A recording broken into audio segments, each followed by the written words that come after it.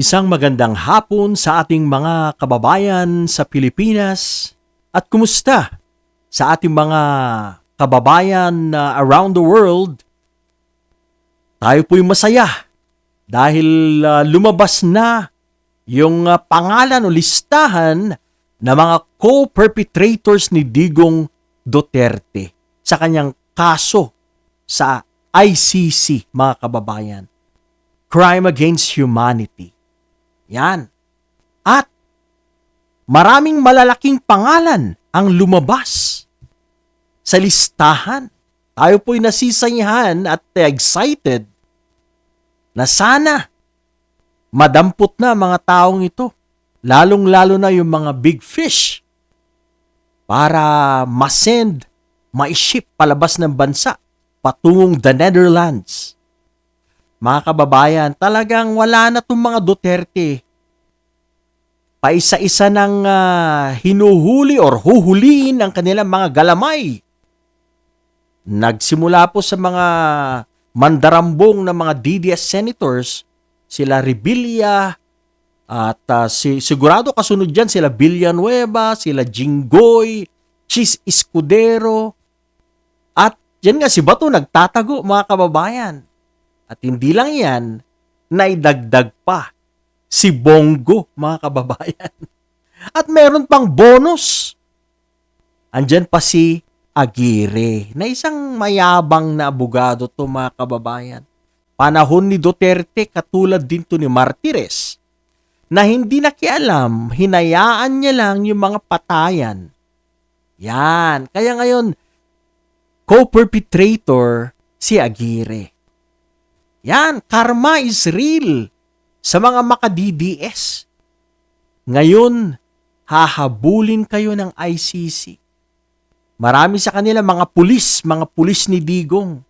Andyan yung mga sila Danao, Albayalde, yung iba hindi ko gaano kilala. Pero ako'y masaya dahil official na lumabas ang pangalan ni Bongo. Hindi lang yan, si Aguirre. Yung tong dalawa na to, ang gusto ko talaga sila Bato, yan. Sila ang gusto kong maipako. Of course, mananagot dyan yung mga pulis na nagpagamit kay Digong Duterte, mga kababayan. Wala kayong lusot dyan. So, tignan po natin ngayon si Bongo kung anong mangyayari. If he's going to run and hide like Bato de la Rosa, mga kababayan. So, tutukan po natin ito. If he's going to do the same thing, mga kababayan, yan. Magtatago ba itong mga ex or mga retired na mga PNP chief, mga sila Albayalde, sino pa ba? Sila Danao. Ano kaya mangyayari? Mga kababayan, parami na po ng parami ang pugante sa Pilipinas. At nakakalungkot dahil mahina po yata itong si John Vic Rimulya. Gising! Hanggang ngayon, ang dami pa rin mga nagtatago at hindi mahuli-huli ni John Vic. Manggaling magpa-presscon. Pero wala namang nahuhuling mga pugante. So yan, mga kababayan. Mukhang sasamahan talaga si Tatay Digong sa loob ng kulungan nitong si Bato de la Rosa at Bongo. Sana may magsabi na o magbigay ng tip sa PNP kung saan nagtatago o nagpipiknik si Bato de la Rosa, mga kababayan. You know, nakakatuwa. Lagi ko pong napapanood yung kanyang mga previous videos na siya ay nagluluto. Hindi natin alam kung saan bundok siya nagtatago. Marami ang masaya dahil sa developments na to. At sa 23 na nga, andyan na nga yung confirmation of charges kay Digong Duterte. Tuloy na ang kaso. Although pilit po nilang hinaharangan, pero pag puti ang nakalaban mo, wala kang laban dyan.